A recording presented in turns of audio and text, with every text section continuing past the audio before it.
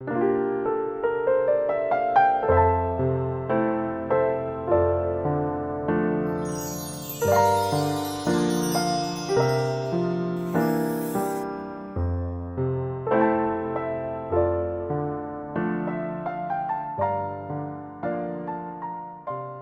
27장 13절에서 27절 말씀을 교독합니다.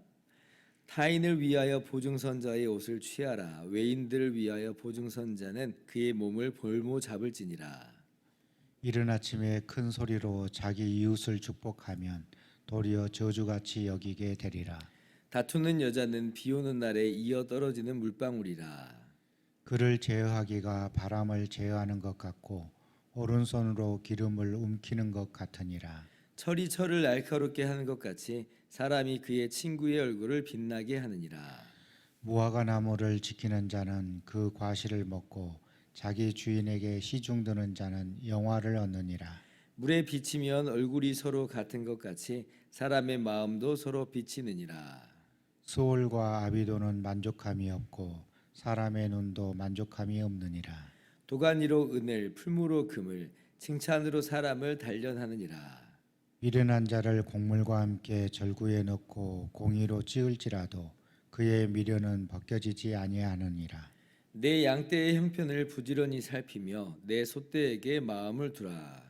대저 재물은 영원히 있지 못하나니 멸류관이 어찌 대대에 있으랴. 풀을 벤 후에는 새로 움이 돋나니 산에서 꼴을 거둘 것이니라. 어린 양의 털은 내 옷이 되며 염소는 밭을 사는 값이 되며 같이요. 염소의 젖은 넉넉하여 너와 내 집의 음식이 되며 내 여종의 먹을 것이 되느니라. 아멘. 할렐루야.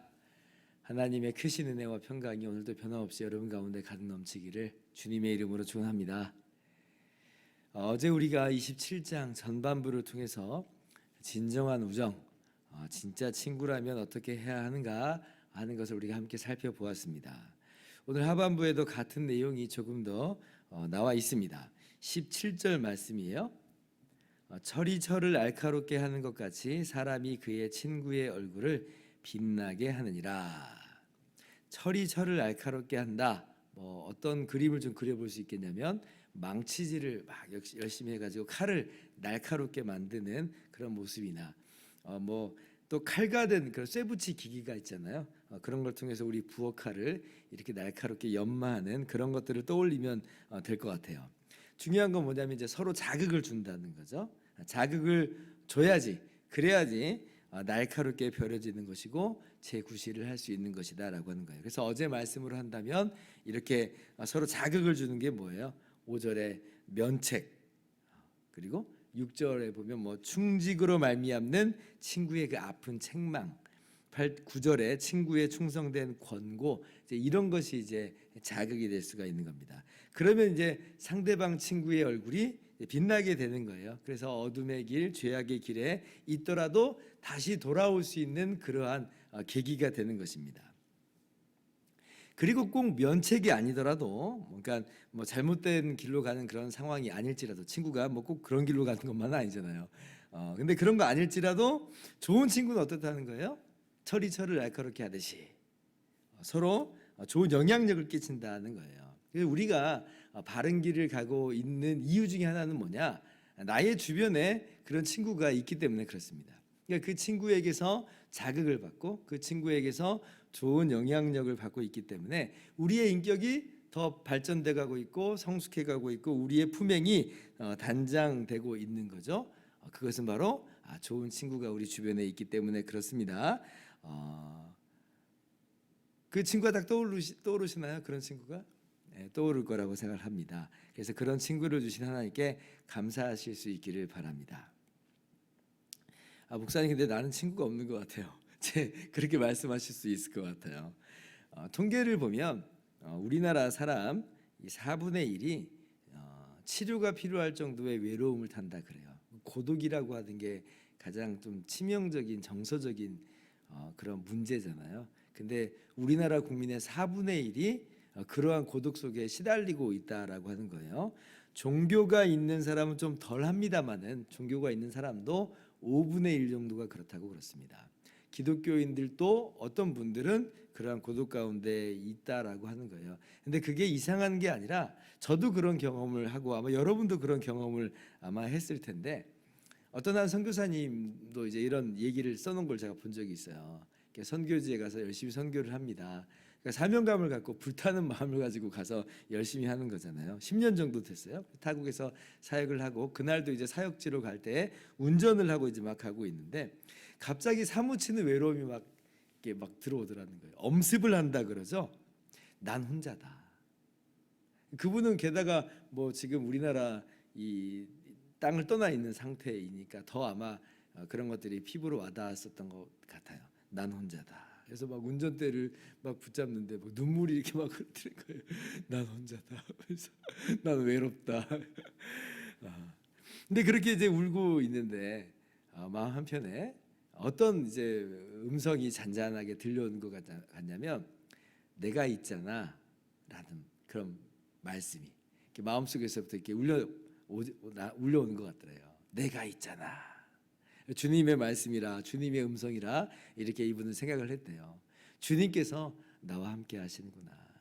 내가 혼자인 줄 알았더니 내가 혼자가 아니라 주님께서 나의 친구가 되셔서 변함없이 나와 함께 하시는구나. 이제 이런 마음이 이제 찾아들었다는 겁니다. 그래서 이제 그 마음이 평안함을 얻었다는 거예요. 그래서 고독이라고 하는 게 어떤 특별한 사람에게 주어지는 게 아니라 사실은 우리 모두가 이제 맞닥뜨리는 그런 문제이고요. 저도 어렸을 때 학창 시절에 갑자기 외로움이 막 엄습한 적이 있었어요. 근데 이제 그때 이제 저도 똑같이 저는 뭐 이렇게 막 마음에 뭐 소리가 막 울려오는 건 아니고요. 근데 그 안에 변함없이 제 안에 이렇게 새겨지는 건 뭐냐면 주님이 나와 함께 계시잖아 라고 하는 마음이 동시에 떠올랐어요.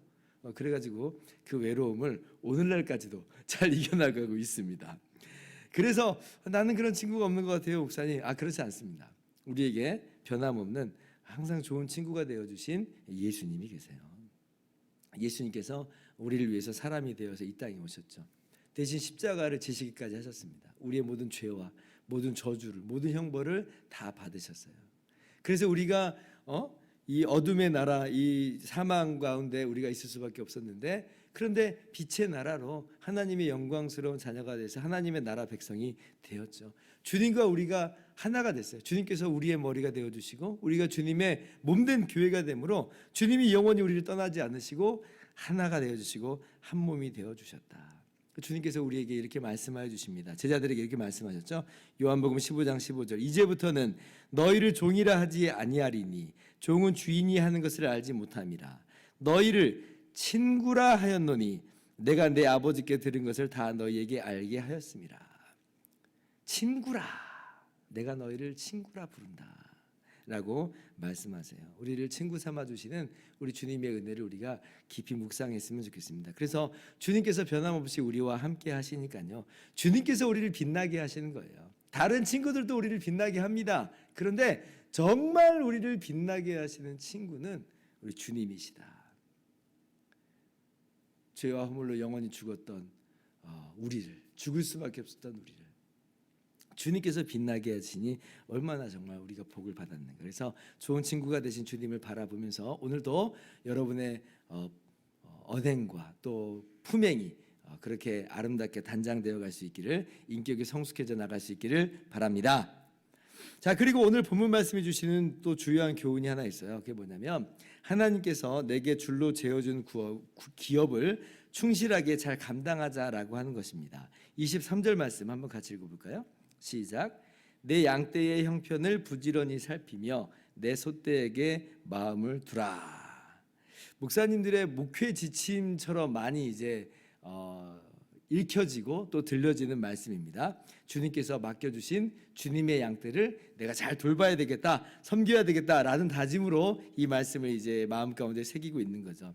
근데 뭐 이게 꼭 목사님들에게만 해당되는 그런 말씀은 아닌 것 같고요. 우리 모두에게 다 해당되는 말씀입니다. 우리에게 줄로 재어준 기업이 있어요. 하나님께서 우리에게 맡겨주신 기업이 있다는 거죠.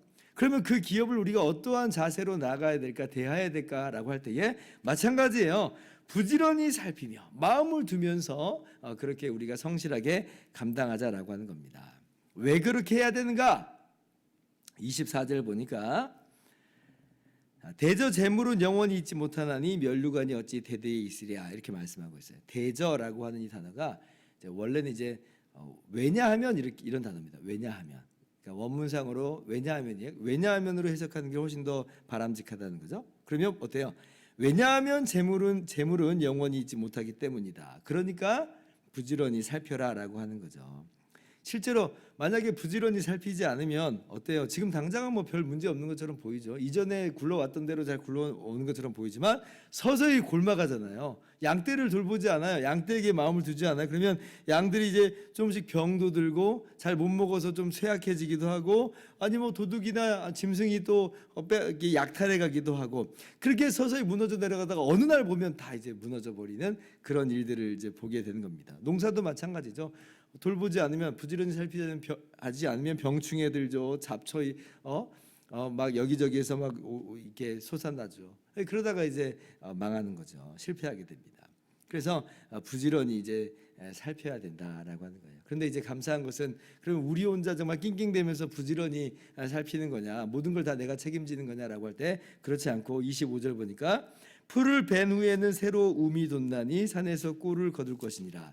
양떼를 먹일 때 제일 중요한 건 풀이잖아요. 먹이잖아요. 그러면 이 먹이를 어떻게 내가 공수하냐라고 하는 마음이 들 수 있는데 산에 항상 그 풀이 움돋는다는 거예요. 이 산에서 풀을 다 뜯어 먹였어요. 그래서 이 산에 이제 풀이 없어서 저 동산으로 옮겨서 풀을 먹였습니다. 이 동산 풀도 이제 다 먹었어요. 그러면 어떡하지? 걱정이 태산인데 근데 내가 있었던 저 동산에 다시 또 풀이 돋아나 있네?